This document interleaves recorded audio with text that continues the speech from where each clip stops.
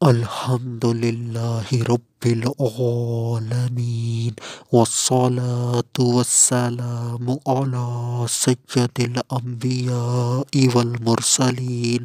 اما بعد فاعوذ باللہ من الشیطان الرجیم بسم اللہ الرحمن الرحیم وقرن فی بیوتکن صدق اللہ العظیم۔ اور اپنے گھروں میں ٹھہری رہو۔ آج کا جو میرا عنوان ہے وہ ہے شوہر کی فرما بردار۔ درود پاک کی فضیلت نبی اکرم نور مجسم شاہ آدم و بنی آدم سیاہ لامکاں شب اسرا کے دھولا مصطفیٰ جان رحمت صلی اللہ علیہ وآلہ وسلم نے ارشاد فرمایا، جس کے پاس میرا ذکر ہوا اور اس نے مجھ پر درود پاک نہ پڑھا، اس نے جفا کی۔ صلو علی الحبیب صلی اللہ تعالی علی محمد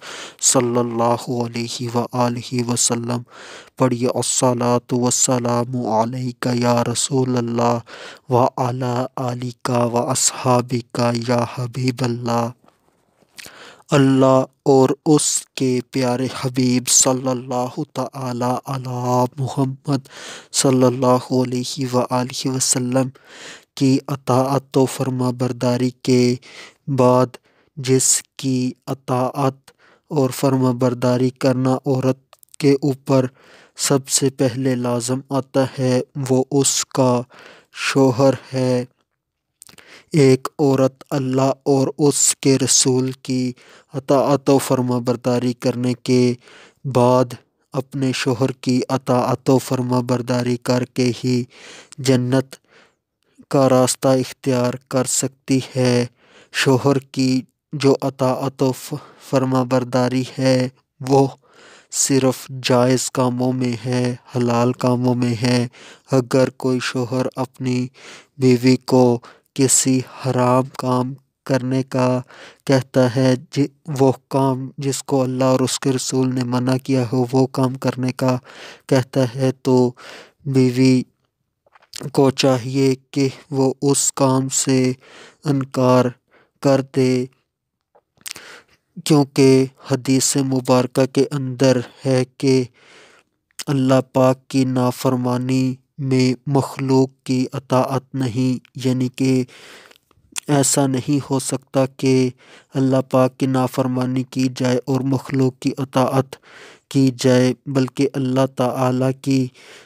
فرما برداری پر ڈٹی رہے، اور اگر مخلوق کی نافرمانی ہوتی ہے تو وہ ہو جائے۔ مگر یہاں پر بھی حکمت عملی سے، دانائی سے، عقل مندی سے کام لینا ہے، بالکل صاف انکار نہیں کرنا، بلکہ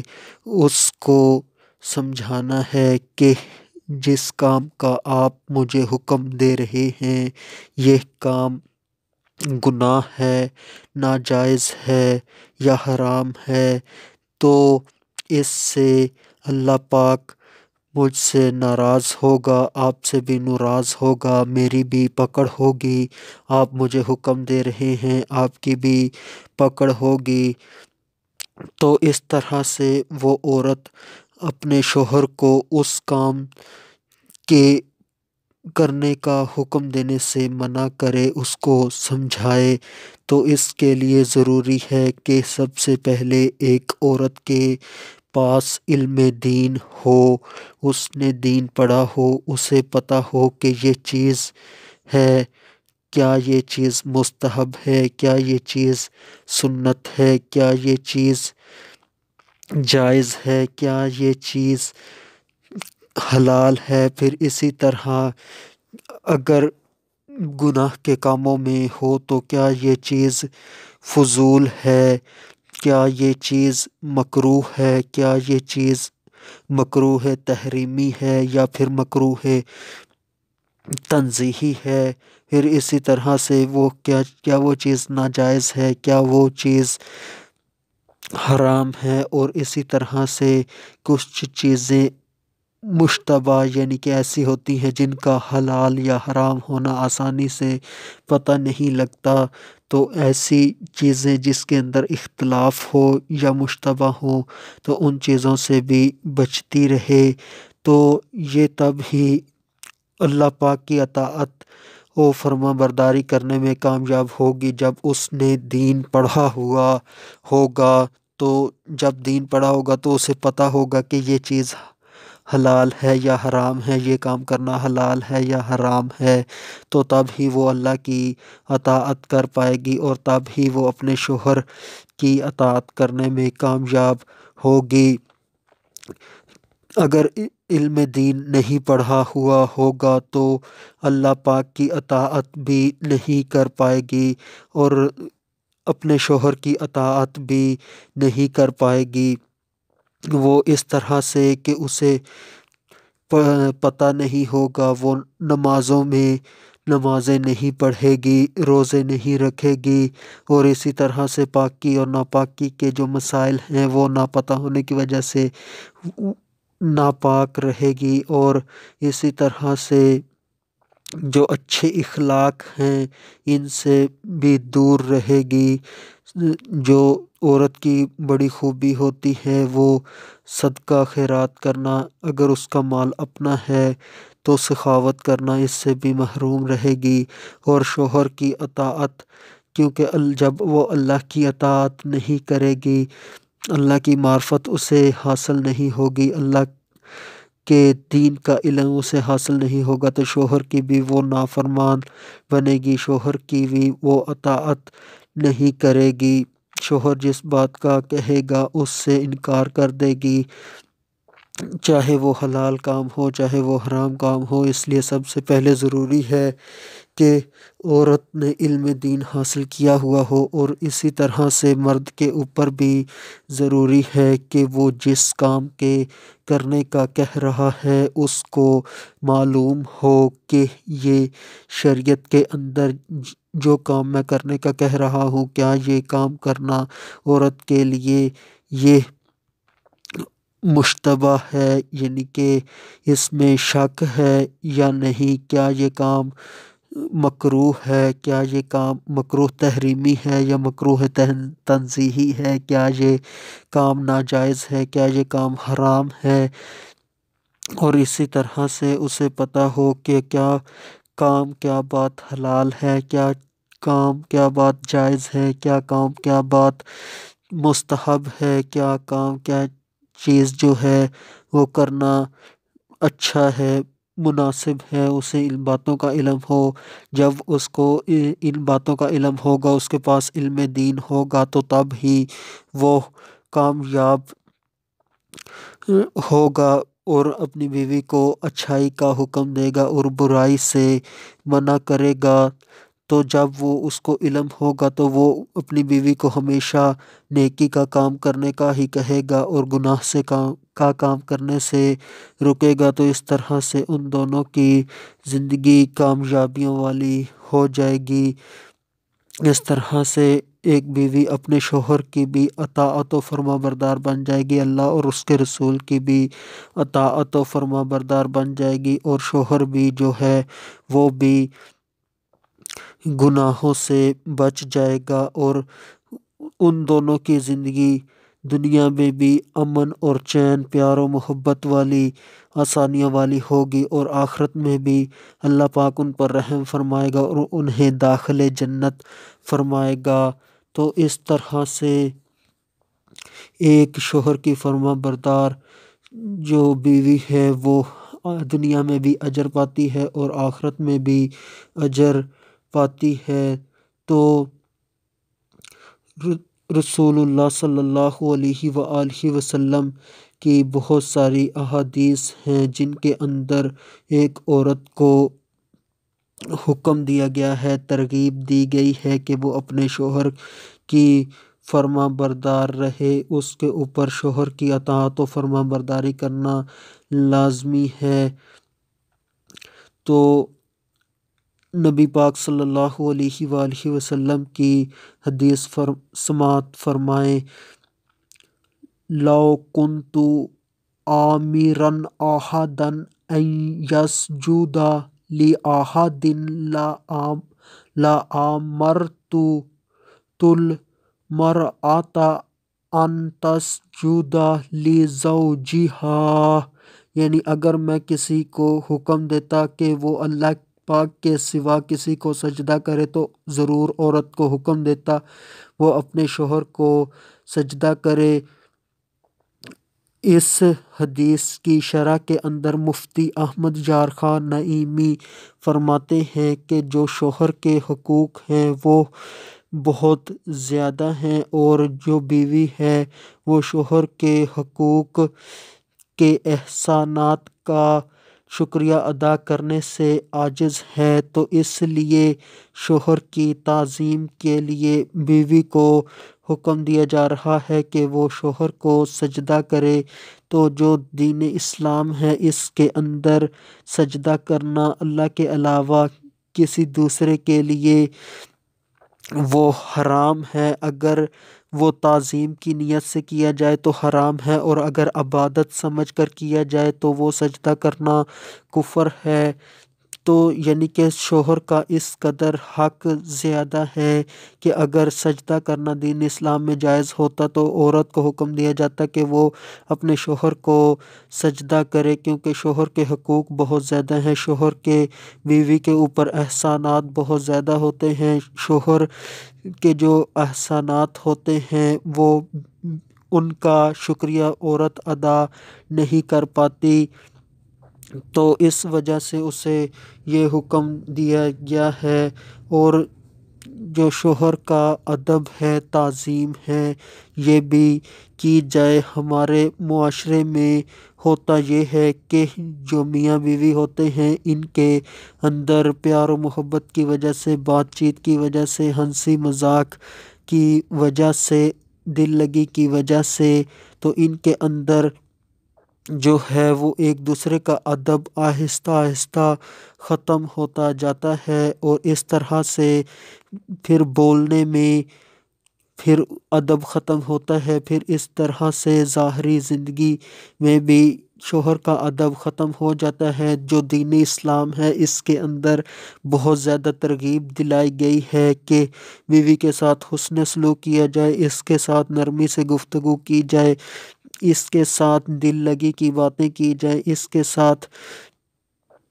ہنسی مذاق یعنی کہ دل لگی کی جائے، مگر اس کا یہ مطلب ہرگز نہیں ہے کہ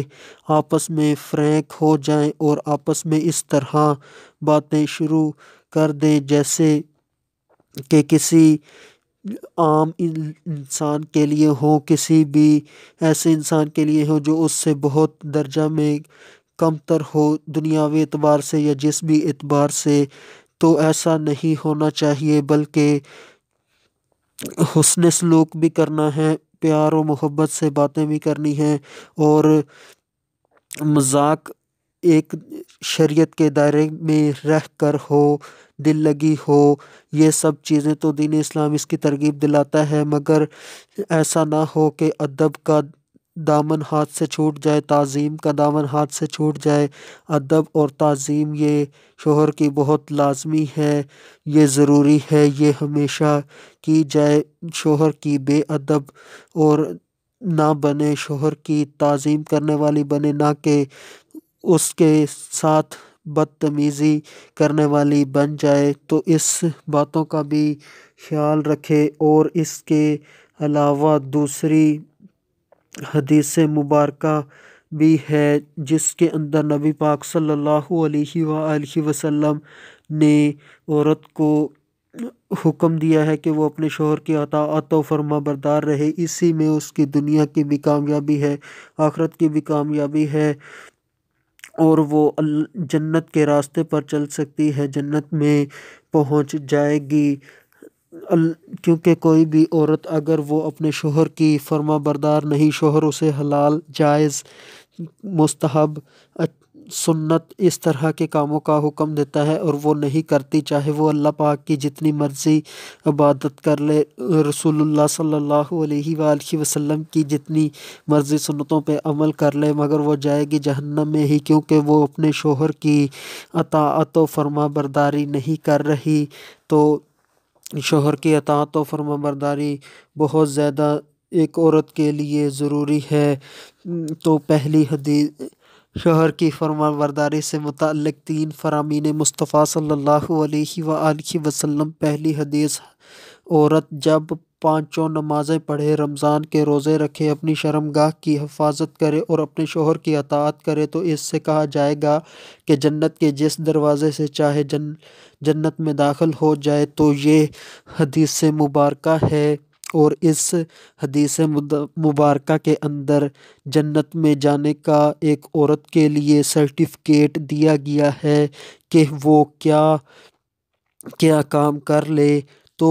وہ جنت میں داخل ہو جائے گی۔ اس کا داخلہ جنت میں یقینی طور پر پکی بات ہے کہ داخلہ ہو جائے گا۔ اور اس حدیث مبارکہ کے اندر کوئی بہت زیادہ کاموں کی فہرست نہیں گنوائی گئی، گنتی کے 3-4 کام گنوائے گئے ہیں کہ یہ کام جو عورت کر لے تو وہ داخل جنت ہو جائے گی۔ تو ان کاموں میں سب سے پہلا کام 5 وقت کی نماز پڑھنا ہے، یعنی کہ ایک عورت اگر وہ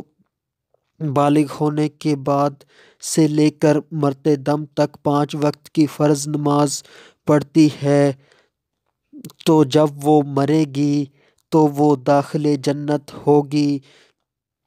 اور رمضان کے روزے رکھے، یعنی کہ ایک عورت جب بالغ ہوتی ہے اس وقت سے لے کر مرتے دم تک اگر وہ ساری زندگی روزے رکھتی ہے، اگر اس کا کوئی روزہ شرعی حکم کی وجہ سے رہ جاتا ہے تو وہ اس روزے کی قضا کر لے مگر اس روزے کو چھوڑے نہ تو وہ داخل جنت ہوگی۔ اور اسی طرح اپنی شرمگاہ کی حفاظت کرنا، یعنی کہ وہ تنہائیوں میں بھی اس قسم کے گناہ نہ کرے، یعنی کہ تنہائی میں اپنے ہی ہاتھوں اپنے آپ کو برباد نہ کرے۔ اور اسی طرح آج کے دور کے اندر موبائلز پر، اسکرینوں پر بے حیائی کے مناظر نہ دیکھے، اور اسی طرح سے تنہائیوں کے اندر بے حیائی کے خیالات، تصورات سوچ کر دل و دماغ کو گندا نہ کرے، اپنے آپ کو برباد نہ کرے، اور تنہائی میں شوہر کی غیر موجودگی میں اپنی عزت کا سودا نہ کرے، یعنی کہ اپنی عزت و آبرو کی حفاظت کرے، زنا سے دور رہے۔ زنا چاہے وہ آنکھوں کا ہو، کانوں کا ہو، زبان کا ہو، پاؤں کا ہو، ہاتھ کا ہو، ان تمام زنا کی قسموں سے دور رہے۔ تو اس طرح سے وہ بے حیائی،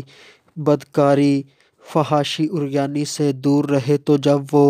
بالغ ہونے کے بعد سے لے کے مرنے تک تو وہ جنت کے اندر داخل ہو جائے گی۔ اور چوتھا کام جو بتایا گیا ہے وہ اپنے شوہر کی اطاعت کرنا، اس کی بہت زیادہ تفصیل ہو گئی کہ شوہر کی اطاعت صرف جائز کاموں میں کرنی ہے، اگر ناجائز کام کا حکم دے تو اس کی اطاعت نہیں کرنی بلکہ اس عقل مندی سے اس کام سے انکار کرنا ہے، پہلو تہی کرنی ہے۔ ایسا نہ ہو کہ شوہر کسی ناجائز کام کا کہہ رہا ہو اور بیوی اس پر ڈٹ جائے اور بازید ہو جائے کہ میں نے یہ نہیں کرنا اور شوہر اس کو طلاق دے دے، بلکہ شوہر جو بیوی ہے اسے چاہیے کہ وہ اپنے شوہر کو عقل مندی سے، دانائی سے، حکمت عملی سے سمجھائے کہ یہ کام ناجائز ہے اور میرے لیے یہ کام کرنا درست نہیں ہے، میری پکڑ ہوگی، مجھے گناہ ملے گا، اللہ ناراض ہوگا، آپ سے بھی ناراض ہوگا، اس طرح سے شوہر کو سمجھائے۔ تو اس حدیث مبارکہ کے اندر 4 کام کیے گئے، 4 کام بتائے گئے ہیں، تو جو عورت 4 کام کر لے گی وہ داخل جنت ہو جائے گی، اور چاروں کام اس کے اندر بیک وقت پائے جا رہے ہوں، ایسا نہ ہو کہ ایک کام پایا جا رہا ہو، 3 کام نہیں پائے جا رہے، 2 کام پائے جا رہے ہیں، 2 کام نہیں پائے جا رہے، 3 کام پائے جا رہے ہیں،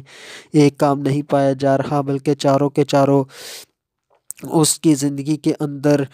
پوری زندگی شامل رہے تو وہ عورت جنت میں داخل ہوگی۔ 5 وقت کی نماز پڑھے، ماہ رمضان کے روزے رکھے، اپنی شرمگاہ کی حفاظت کرے، اپنے شوہر کی اطاعت و فرما برداری کرے، یہ 4 کام کر لے تو وہ داخل جنت ہو جائے گی۔ اور دوسری حدیث مبارکہ جس کے اندر میرے اور آپ کے آقا محمد مصطفیٰ صلی اللہ علیہ وآلہ وسلم کی خدمت میں حاضر نے فرمایا، ایک عورت نے پیارے آقا مکی مدنی مصطفیٰ صلی اللہ علیہ وآلہ وسلم کی خدمت میں حاضر ہو کر عرض کی، یا رسول اللہ صلی اللہ علیہ وآلہ وسلم، میں عورتوں کی طرف سے نمائندہ بن کر حاضر ہوئی ہوں۔ اللہ پاک نے مردوں پر جہاد فرض فرمایا ہے، اگر یہ زخمی ہوں تو اجر پائیں اور اگر شہید ہو جائیں تو اپنے رب کے پاس زندہ رہیں اور رزق دیے جائیں، اور ہم عورتیں ان کے گھر کی دیکھ بھال کرتی ہیں، لہٰذا ہمارے لیے اس میں کیا اجر ہے؟ رسول اللہ صلی اللہ علیہ وآلہ وسلم نے فرمایا، تم جس عورت سے بھی ملو تو اسے بتا دو کہ شوہر کی اطاعت و شوہر کی فرما برداری کرنا اور اس کے حق کو پہچاننا جہاد کے برابر ہے، اور تم میں سے بہت کم عورتیں ایسا کرتی ہیں۔ تو اس حدیث مبارکہ کے اندر بیان یہ ہوا کہ ایک عورت نبی پاک صلی اللہ علیہ وآلہ وسلم کی بارگاہ میں حاضر ہوئی اور اس نے بتایا کہ میں عورتوں کی طرف سے نمائندہ بن کر آئی ہوں، اور ان عورتوں کا سوال یہ ہے کہ جو مرد حضرات ہیں یعنی کہ صحابہ کرام ہیں، وہ جہاد میں جاتے ہیں، اگر وہ جہاد کے اندر جائیں، اگر وہ زخمی ہو جائیں تو اس کے اوپر وہ اجر پاتے ہیں، اگر وہ اس جہاد میں جا کر شہید ہو جائیں تو وہ بہت بڑا اجر پاتے ہیں اور وہ اللہ کے ہاں زندہ ہوتے ہیں، اللہ پاک انہیں رزق دیتا ہے، ان کو مردہ کہنے سے منع کیا گیا ہے، وہ زندہ ہیں۔ تو عورتیں جو ہیں وہ ان شوہر کے گھر میں رہتی ہیں، اس کے مال و اسباب کی حفاظت کرتی ہیں۔ جب ان کا شوہر جو ہے وہ جہاد پہ گیا ہوتا ہے تو عورتوں کے اس کے اوپر کیا اجر ملتا ہے، تو اس کے اندر نبی پاک صلی اللہ علیہ وآلہ وسلم نے عورتوں کا اجر بتایا ہے کہ ایک عورت جو اپنے شوہر کی فرما برداری کرے تو وہ ایسی ہی ہے جیسے کہ وہ جہاد میں جانے والے مرد کی طرح۔ تو یہاں پر شوہر کی فرما برداری کا ذکر خاص طور پر ہوا ہے کہ ایک عورت شوہر کی فرما بردار بن جائے تو تب ہی وہ کامیاب ہوگی۔ اور جو یہ بات ہے کہ شوہر کا حق پہچاننا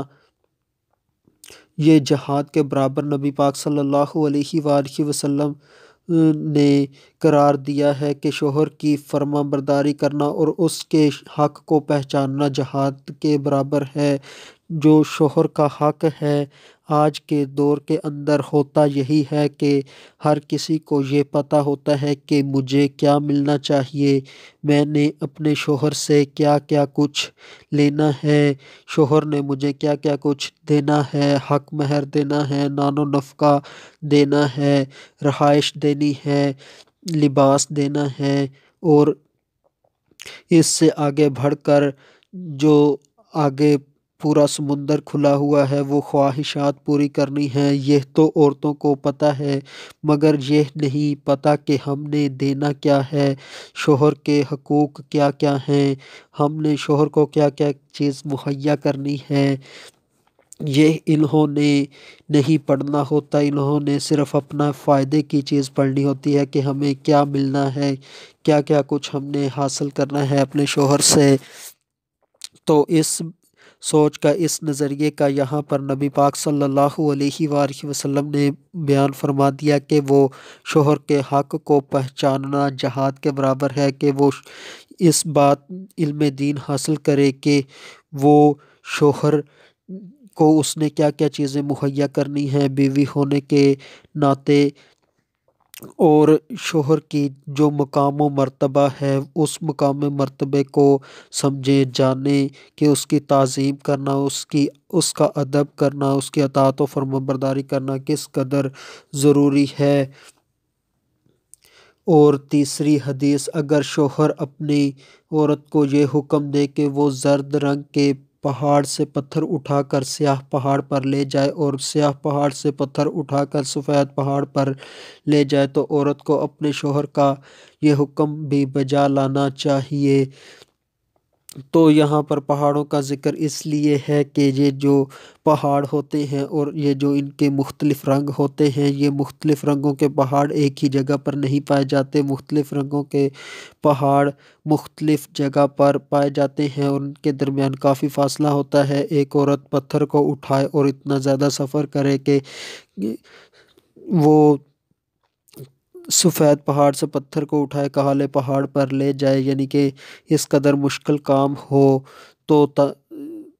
اگر مشکل کام ہو، شوہر اس کا حکم دے تو عورت کے اوپر کرنا لازمی ضروری ہے۔ یہ یہاں پر اس لیے بیان ہوا کہ اگر شوہر کسی ایسے کام کا حکم دیتا ہے جو جائز تو ہے مگر کرنا بہت مشکل ہے تو عورت کو چاہیے کہ وہ کام کرنا شروع کر دے، انکار نہ کرے، چاہے وہ کام کتنا ہی زیادہ مشکل ہو۔ اور ان تمام احادیث سے یہ بھی پتہ چلا کہ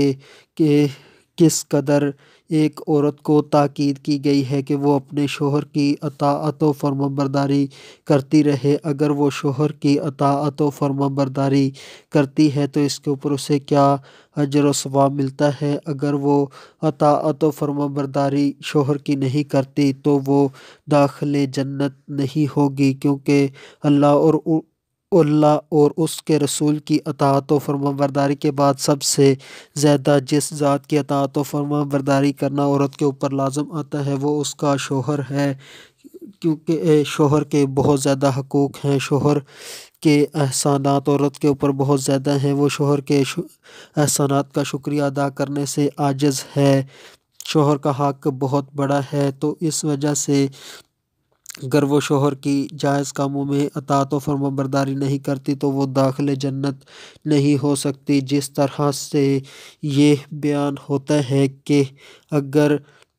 انسان اپنے والدین کو ناراض کر کے چاہے جتنی مرضی نمازیں پڑھ لے، روزے رکھ لے، اس کی نماز قبول نہیں،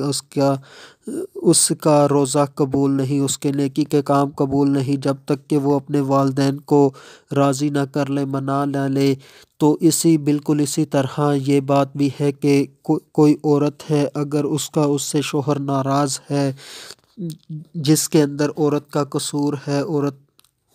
عورت نے شوہر سے معافی مانگنی ہے مگر وہ نہیں مانگتی بلکہ وہ ڈٹی رہتی ہے، اپنے شوہر کو ناراض ہی رکھتی ہے، اور اس صورت میں وہ نمازیں بھی پڑھتی ہے، روزے بھی رکھتی ہے، نیکی کے کام بھی کرتی ہے، گناہوں سے بھی بچتی ہے، تو اس کا کوئی نیکی کا کام اسے فائدہ نہیں دے گا اور اس کا کوئی نیکی کا کام اللہ کی بارگاہ میں قبول نہیں ہوگا جب تک کہ وہ اپنے شوہر کو راضی نہ کر لے، اس کو منا نہ لے۔ اور ان احادیث کے اوپر کاش کہ ہماری مسلمان مائیں بہنیں عمل کر لیں اور اس سے ان کی دنیا کی زندگی بھی بہتر ہو جائے اور آخرت کی زندگی بھی بہتر ہو جائے، دنیا میں بھی امن و چین پالیں اور آخرت میں بھی امن اور چین پائیں گی۔ تو اس سے گھر امن و سلامتی کا گہوارہ بنے گا۔ شوہر کی اطاعت شریعت کے دائرے میں رہ کر ہی کرنی ہے، اگر شوہر شریعت کے خلاف کسی بات کا حکم دے تو اس سے بچ جانا ہے۔ آخر میں اللہ تبارک و تعالی سے دعا ہے کہ اللہ تبارک و تعالی ہمیں گناہوں سے بچائے اور نیکیاں کرنے کی توفیق عطا فرمائے۔ وما علینا